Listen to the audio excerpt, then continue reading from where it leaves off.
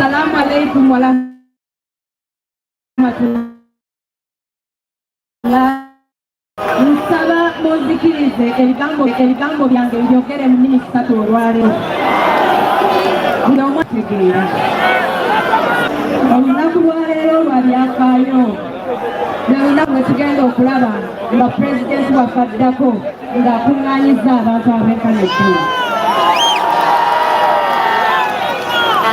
Njagala okusooka sipiidi yange okwebaza abantu ba Buganda. Njagala okusooka sipiidi yange okwebaza abantu ba Buganda.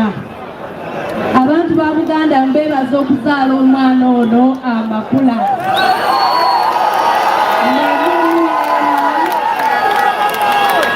Ne mumulera, ne mumugunjula.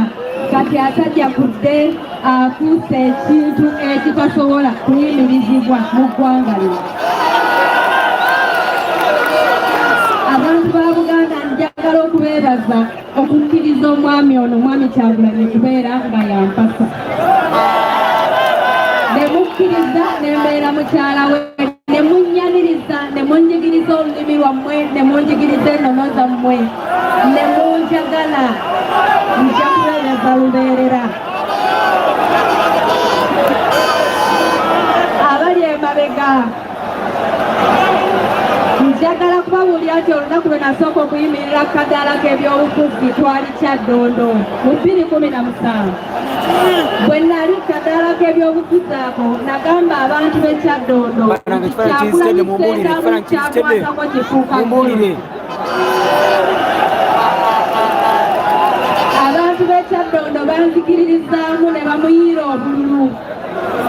Nabasaba bamulonde kuba nali mmanyi nti olunaku lwagenda okulinnya mu paliyamenti agenda kuba ng'akolera ggwanga lyonna, ffenna tukirabako olwaleero. Singa tebaali bantu b'e Kyaddondo ndowooza tetwandimulabyeko leero. Olwo olunaku nzijjukira nabagamba nti bwe banaamwesiga ekitundu Kyaddondo kijja kuba nga kirina erinnya ddene nnyo ng'ensi yonna ekimanyi. Mpakasa tebalina bwe batamanyi Kyaddondo East Uganda munoneseeziddako.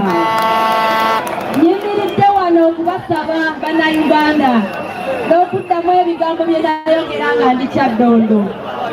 Mwami Kyagulanyi Ssentamu ke munaageza ne mumuwa obululu ne mumulonda ku bwa pulezidenti agenda kunnyulula eggwanga lyaffe Uganda mu kinnya eky'enzikizi.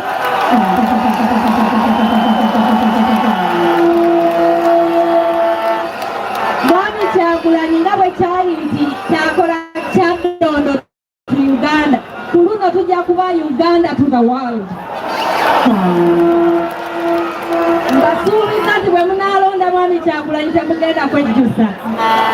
Njagala ebigambo byange mubikkiririzeemu ng'abantu b'e Kyaddondo bwe babikkiririzaamu.